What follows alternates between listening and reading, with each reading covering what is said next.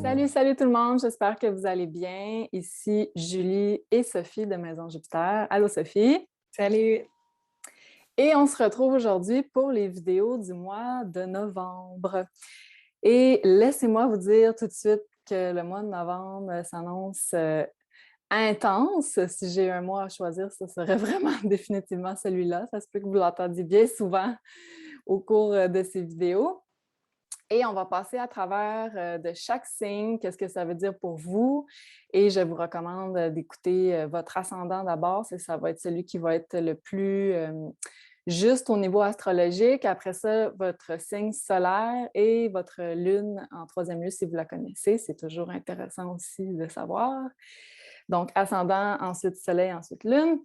Et donc, c'est ça, on va passer à travers des 12 signes, on va faire les prévisions astrologie et ensuite tarot avec Sophie. Qu'est-ce qui vous attend pour ce beau mois de novembre bien pimenté? Alors, je dis ça parce que, premièrement, novembre, on aura le début de cette dernière saison des éclipses de 2021. On a eu une première paire d'éclipses au mois de mai-juin de cette année. Et la deuxième paire commence le 19 novembre et se poursuit début décembre. Donc, ce seront plutôt nos deux dernières éclipses de 2021 dans l'axe Taureau-Scorpion. Puis, les éclipses seront au sein de cet axe-là, Taureau-Scorpion, pour la prochaine année et demie. Donc, les nœuds lunaires changent de signe dès 2022 pour un an et demi. Et ça veut dire que collectivement, notre sens des valeurs va être changé. On va accorder beaucoup plus de valeur à tout ce qui est taureau, parce que le nœud nord se trouvera dans le signe du taureau. Et on va dévaluer les thématiques scorpion, mais le côté plus, on va dire, dark du scorpion va être dévalué. Donc, quand les nœuds lunaires changent de signe, ça dure un an et demi, on va avoir les éclipses au sein de cet axe-là pendant un an et demi, grosso modo. Donc, on va aller regarder ça tombe dans quelle maison pour vous parce que cet axe-là sera vraiment générateur de grands changements dans les vies de tout le monde. Donc, par exemple, si ça tombe dans votre maison 7, 1 et 7, ça sera vraiment vous et vos relations interpersonnelles. Si c'est 2 et 8, ça sera l'axe financier, etc., etc. 4, 10, ça sera maison et carrière. Donc, savoir cet axe-là, il tombe où dans votre carte du ciel natal, c'est extrêmement important parce que vous allez voir que ça va être le sujet de grandes transformations qui commencent avec cette belle saison des éclipses fin novembre. Donc, c'est ça. Puis on dit que les éclipses, on les ressent environ un mois avant. Donc, ça veut dire tout le mois de novembre, on va déjà commencer à sentir l'influence de ce grand pouvoir transformateur que sont les éclipses. Et les éclipses, on sait qu'elles amènent souvent des événements karmiques, des événements destinés dans nos vies pour nous remettre sur notre chemin d'évolution, pour nous permettre de continuer à être dans l'évolution, la transformation, le changement. Donc, évidemment, on ne s'en entend pas toujours. Souvent, ça amène des trucs imprévus, des gros événements de vie. Ça peut être aussi des grands marqueurs, autant positifs que négatifs. Ça va être autant des débuts de chapitre que des fins de chapitre parce qu'on va avoir la première éclipse, ça va être une pleine lune le 19. Donc ça va amener certaines fins, certaines récompenses, même aussi certaines récoltes. Si vous avez mis des efforts, par exemple, dans un secteur, puis on a cette éclipse-là dans ce secteur, ça pourra amener des beaux cadeaux, des belles récompenses, mais aussi des fins, donc souvent certains petits deuils à faire, des trucs qui se terminent. Puis, début décembre, on aura la nouvelle lune éclipse et celle-là, elle va débuter un nouveau cycle, toujours dans cet axe Taureau-Scorpion. Donc voilà. Et ensuite, autre truc que je voulais vous parler, c'est que le 4 novembre, pour débuter le mois de novembre, on a une nouvelle lune en Scorpion. Celle-là n'est pas une éclipse, c'est une nouvelle lune régulière, mais je la trouvais très importante et intéressante puisqu'elle se situe aussi dans cet axe Taureau-Scorpion. Donc, on commence le 4 novembre avec une nouvelle lune dans le signe du Scorpion et le 19 novembre, on aura une pleine lune en Taureau dans son signe opposé. Donc, intéressant de noter pour cette nouvelle lune en Scorpion du 4 novembre, c'est qu'elle est directement opposée par notre ami Uranus, qui amène des changements soudains, imprévus. Il nous bouleverse souvent parce que c'est souvent, comme je disais, des choses imprévues. Puis, ben, en tant qu'être humain, des petites bêtes de confort, on n'aime souvent pas beaucoup se faire bouleverser, être hors de notre zone de confort, de subir des changements imprévus. Et c'est vraiment ce que Uranus amène, surtout quand on est en opposition directe comme ça. La Lune et le Soleil seront à 12 degrés du Scorpion et Uranus à 12 degrés du Taureau. Donc, vous comprenez que quand on aura ces éclipses et cette nouvelle lune-là au sein de l'axe Scorpion-Taureau, il y a aussi Uranus qui est là, en Taureau. Et bien, Uranus, c'est ça, il nous aide à nous propulser, mais à travers beaucoup de changements extrêmement imprévus et transformateurs. Donc, écoutez, il faut rester ouvert, je pense, à se faire surprendre par la vie parce que ce sera un mois de novembre comme ça. Plutôt difficile, je pense, pour tout le monde, disons-le, mais on va vous donner les outils pour essayer de le vivre au mieux possible. Et aussi, on est dans ce crescendo énergétique aussi de ce troisième carré Saturne-Uranus qui aura lieu la veille de Noël. Donc, de maintenant jusqu'au 24 décembre, on vit aussi cette intense pression-là qui arrivera à sa culmination le 24 décembre. Donc, tout ça, ça teinte le mois de novembre de beaucoup d'énergie intense, Je vais disons-le. compter les dodos jusqu'à temps que ça soit la fin du crescendo et enfin la descente plus détendue vers le calme. Oui, ben, on en aura pour un bout parce que je ne veux pas te décourager, mais 2022, on sera encore sous l'influence, malheureusement, de ce carré-là qui va commencer à décélérer, mais quand même, il sera là pour le début de 2022 aussi. Donc, ce n'est pas demain la veille, donc je pense qu'il va falloir s'accoutumer à tous ces changements, ces transformations, puis être le plus possible réceptif à son intuition, aux changements qu'on nous demande de faire, à cette grande transformation qui s'opère à l'intérieur de chacun de nous, mais aussi dans le collectif. Chers Sagittaires, allons voir qu'est-ce que le mois de novembre vous réserve.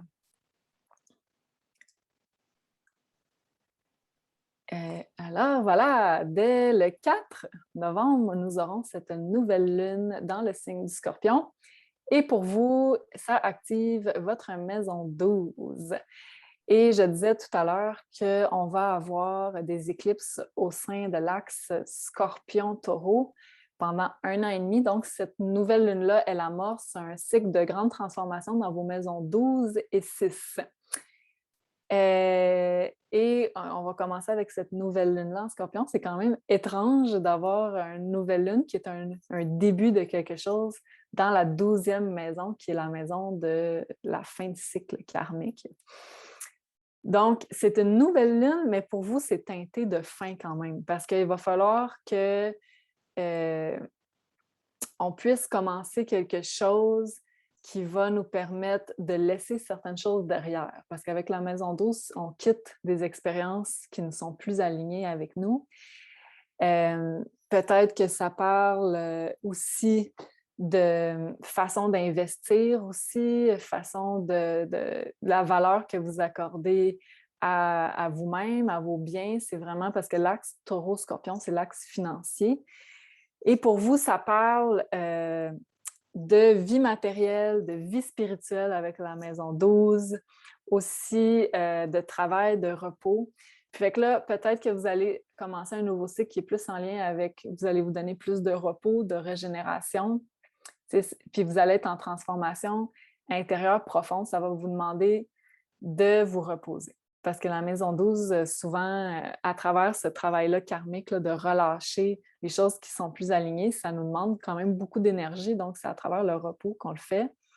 Peut-être une nouvelle pratique spirituelle aussi avec cette nouvelle lune-là dans la maison 12. Ça serait vraiment la meilleure manifestation possible de cette nouvelle lune-là. Mais ce qui est intéressant de noter, c'est que le Soleil et la Lune sont au 12e degré du Scorpion, donc voilà ici. Et puis, au 12e degré du signe opposé, donc du Taureau, on a la planète Uranus. Donc, ça veut dire que cette nouvelle lune-là va nous apporter des événements imprévus, des informations imprévues. Il va falloir dealer, en tout cas, avec beaucoup d'imprévus, de circonstances auxquelles on ne s'attendait pas, puis de transformation, de changement. Puis là, pour vous, c'est dans votre travail, la maison 6, ou encore la santé, qui sont des thématiques reliées à la maison 6. Puis santé, on parle vraiment hygiène de vie au sens large. Donc, ça force à vous laisser aller certaines choses. Dans un, mettons, le plus positif possible, la maison 12, ça peut parler de dépendance. Donc, peut-être que vous vous débarrassez de certaines dépendances, vous entreprenez une cure, quelque chose qui va vous permettre de vous libérer. Donc, parce qu'une nouvelle lune, on commence un processus de libération de maison 12. Il y a des changements, en tout cas, dans votre vie quotidienne qui amorce une nouvelle phase qui fait qu'il y a des changements qui arrivent, en tout cas pour vous, soudain. Puis, ça vous force à donner plus d'importance à votre vie intérieure, votre vie spirituelle. En tout cas, c'est ça le but d'évolution de cet axe. Donc, il va falloir que vous mettiez de l'énergie dans votre repos, dans votre régénération, dans votre vie spirituelle et dans votre lâcher-prise, puis de laisser aller certaines expériences qui ne sont plus pour vous. Sophie, qu'en penses-tu? Donc, les cartes qui ont été pigées, donc la carte oracle, c'est investissement solide et abondance. Et on a le 5 d'épée et le roi d'épée. Donc, le 5 d'épée, je vais vous la montrer parce que dans mon jeu est un peu particulière. Donc, avec cette carte-là, ce que je pourrais vous dire, c'est que une situation que normalement vous auriez réagi en étant défaitiste, en disant que c'est perdu d'avance. Maintenant, vous allez vous rendre compte à cette nouvelle lune-là, que vous avez une santé mentale qui est beaucoup plus forte qu'avant. Je pense que vous avez travaillé beaucoup là-dessus. Et avec le roi d'épée, c'est de constamment se rappeler avec la logique, en prenant conscience des phrases qui sont dites à l'intérieur, qu'est-ce qu'il faut faire, de ne pas lâcher, de s'encourager, de se donner des affirmations. Donc, ça peut être fait aussi sous forme, par exemple, d'écouter de l'hypnose pour le matin ou le soir, pour faire une routine. C'est beaucoup par la parole qu'on va utiliser la force de cette nouvelle lune-là en Scorpion. Donc, la santé mentale semble au début, je dirais, affectée dans le sens où elle va être testée, mais vous avez des fortes cartes avec le roi d'épée. Vous avez vraiment travaillé sur vous et ça va se faire ressentir. Vous allez récolter, j'ai l'impression, les gains de ce que vous avez fait. Et si vous n'avez pas encore commencé ce travail-là, vous avez la motivation et vous allez l'avoir, cette nouvelle lune-là, pour commencer une nouvelle routine, pour travailler justement les phrases à l'intérieur, ce que vous vous dites à vous-même, votre façon de réfléchir aussi dans votre inconscient. Ça va être très activé, j'ai l'impression. Donc, ça va être un bel investissement pour le futur. Oui, puis je viens de penser, le signe du Scorpion, c'est aussi relié à des choses cachées qui remontent à la surface. La maison 12 est aussi une maison de choses qui sont cachées. Donc, lors d'une nouvelle lune, puis là, avec les cartes aussi, tu sais, le roi d'épée, ça nous parle aussi d'être dans sa vérité personnelle. Donc, peut-être qu'il y a des vérités qui vont pouvoir remonter au grand jour de façon un peu bouleversante, parce que c'est quand même opposé à Uranus, qui vont vous forcer à voir votre situation puis la vie avec plus de recul, tu sais, puis de comprendre où est-ce que ça essaie de vous amener, où est-ce que vous devez évoluer à travers ça, quel est votre cheminement. Il va falloir vraiment être empreint de beaucoup de spiritualité et de perspective, mais je pense qu'il y a des vérités qui pourraient remonter à la surface pour vous, les Sagittaires. Il faut juste éviter le piège du 5 d'épée, donc qui est votre premier réflexe, en fait. Donc, évitez le piège d'aller dans le défaitisme ou dans l'agressivité ou dans la fuite.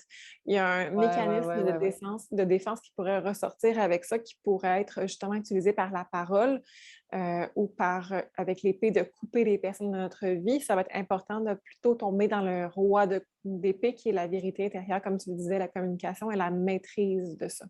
Puis on sait que la maison 12 est reliée aussi aux dépendances, là, fait qu'il va falloir faire attention.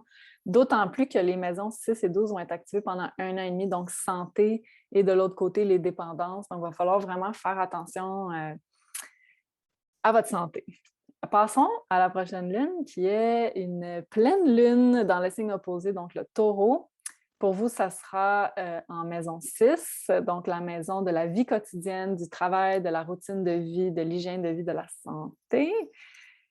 On a donc le soleil qui est opposé directement à la lune, ce qui fait une pleine lune à proximité des nœuds lunaires, ici, hein, les petits fers à cheval. Donc, on appelle ça une éclipse.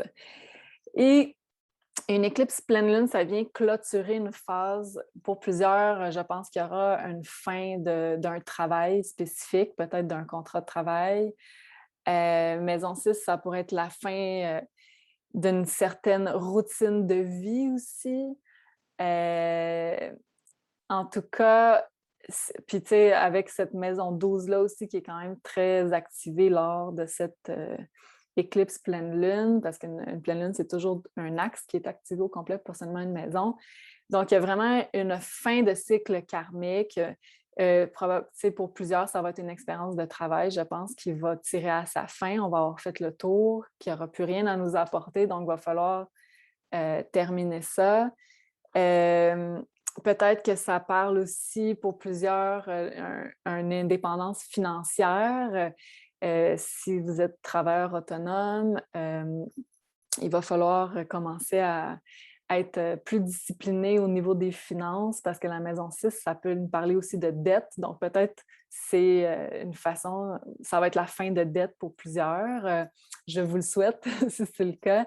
Une meilleure gestion, en tout cas, de vos finances, d'être plus autonome, plus autosuffisant, plus indépendant.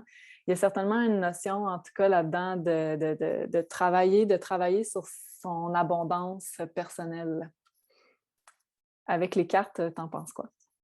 Avec les cartes, avant de passer au message en tant que tel, regarde la carte de la Lune avec l'éclipse qui est dessus. Quand même, hein?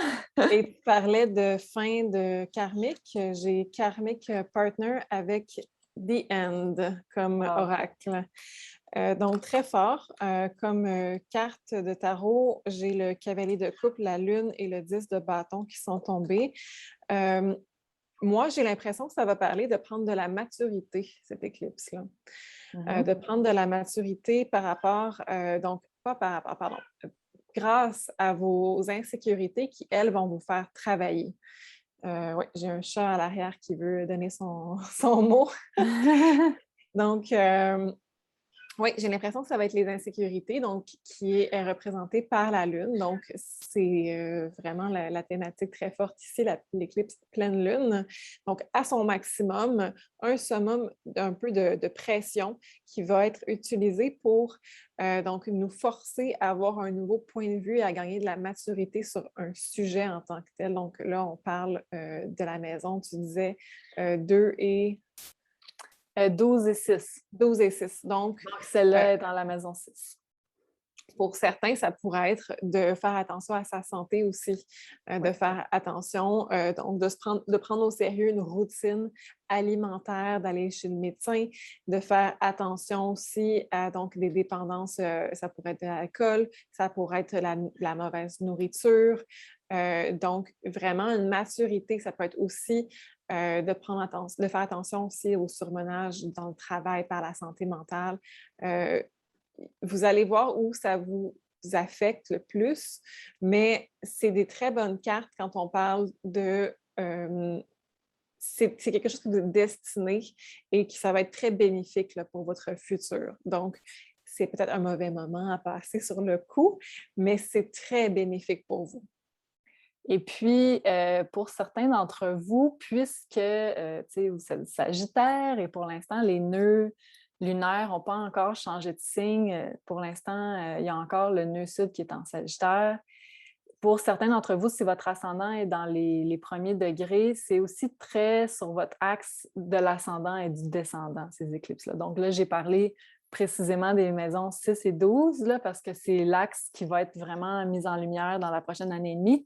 Mais pour cette éclipse-là, c'est très aussi relationnel pour plusieurs. Surtout si vous êtes ascendant dans les premiers degrés du Sagittaire, vous allez voir que ça m'a fait penser quand tu as dit relation karmique, fin de une relation karmique. Fait que pour certains, il va falloir laisser aller certaines expériences avec des partenaires karmiques du passé qui ne nous permettent plus d'avancer sur notre cheminement, des choses qui ne sont plus alignées avec nous. C'est ça. C'est ça que ça dit, je ne vois pas très bien. C'est la carte de cavalier de coupe qui est en noir et blanc, donc des partenaires du passé. Puis rappelle-moi les cartes d'oracle que tu as parlé. Oui, donc c'est Karmic Partner et The End. Oui, c'est ça. Donc, la fin de certaines attaches karmiques, de certains contrats karmiques qui vous alourdissaient, qui ne vous permettaient plus d'avancer. Donc, ça, c'est la bonne nouvelle, je pense. Puis peut-être qu'il y aura du pardon. Tu sais, je pense au chevalier de coupe. Peut-être qu'il y aura de l'amour puis du pardon à mettre là-dedans pour pouvoir passer puis à autre chose. Puis lors de la prochaine éclipse, qui sera une nouvelle lune, là, peut-être que ça sera le temps plus de commencer quelque chose de nouveau en lien avec ce même sujet. Donc, voilà pour vous. J'espère que vous avez apprécié les Sagittaires. Si c'est le cas, n'oubliez pas de nous donner un like. Ça nous encourage à produire des vidéos comme celui-ci tous les mois pour les 12 signes. Et abonnez-vous à la chaîne si ce n'est pas déjà fait, bien sûr. Si vous avez besoin de guidance de façon plus personnalisée, évidemment, c'est possible de prendre rendez-vous avec Sophie pour une consultation tarot via maisonjupiter.com et vous pourrez réserver le moment de votre choix. Alors, merci Sophie. Merci. Et à très bientôt. Un très beau mois pour vous.